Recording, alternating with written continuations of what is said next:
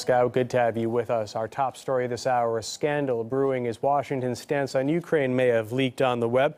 An apparent phone conversation between Assistant Secretary of State Victoria Nuland and the U.S. Ambassador to Ukraine appeared on YouTube somehow. The video allegedly showing the pair discussing how to deal with the political crisis in Ukraine. Take a listen. So that would be great, I think, to help glue this thing and have the UN help glue it. And, you know, fuck the EU. RT's Marina Portnoy joining us live. Tell us more about what the two discussed.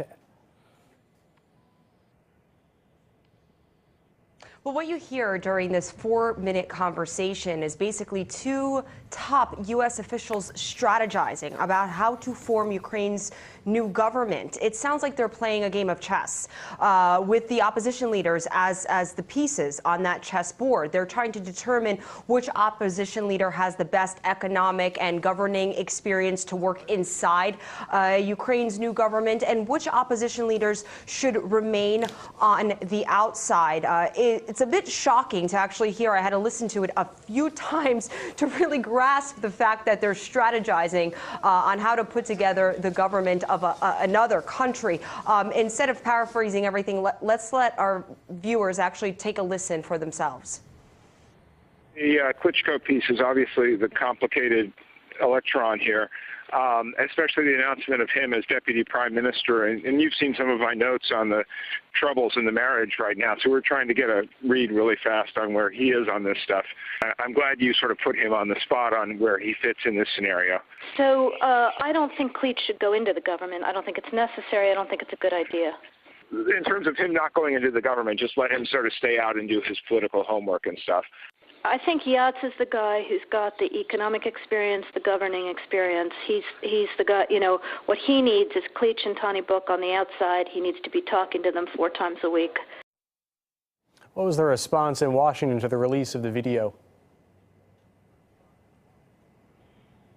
Well, clearly this is a highly embarrassing situation for the United States, particularly because we've been hearing U.S. officials insist for so long that they're not involving themselves into Ukraine's internal circumstance. But for the spokesperson for the U.S. State Department, she had a pretty difficult day on Thursday. Jen Psaki was put in the hot seat by journalists. One after another, reporters kept asking her why U.S. officials are interfering in Ukraine's internal problems. At one point, a correspondent, if I'm not mistaken, I think she was from CNN, said point blank that the leaked conversation shows how the U.S. is attempting to construct a new government in a sovereign country and actually bringing officials in from the UN to seal the deal. Now, Psaki said that the leaked conversation has been misunderstood. She still maintains that the U.S. believes that it's up to the Ukrainian people to decide their future and determine their path.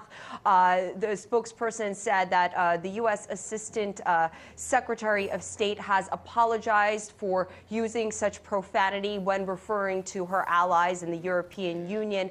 Ms. Psaki also tried to make somewhat of a joke when she was in damage control mode, when she was referring to the use of profanity when it came to Victoria Nuland, the Assistant Secretary of State. Let's take a listen. Been in close contact with EU High Representative Ashton. Also, let me convey that she has been in contact with her EU counterparts and of course, has apologized. But she apologized? For these reported comments, of course. So you're not confirming that the comments are accurate?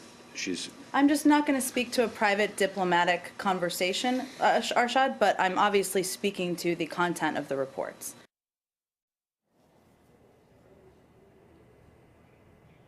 What's interesting is while the spokesperson for the State Department said that Ms. Nuland apologized for using such profanity during this conversation, she wouldn't confirm the authenticity of this conversation that was taking place of 2 U.S. officials strategizing on how to actually build a new government in Ukraine.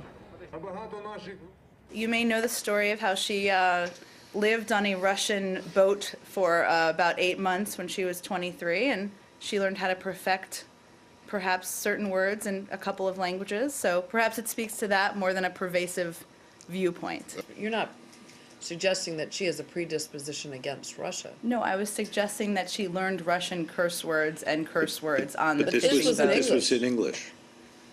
I was making a joke Oh, about okay, her okay, learning okay. curse words on a fishing boat. Okay. There you see a U.S. spokesperson trying to make a joke out of a situation that is quite scandalous, quite embarrassing. Not sure if any high officials in Ukraine are laughing at this moment after they're hearing this leaked conversation on YouTube about, the United States strategizing on how to build a new government in a sovereign country.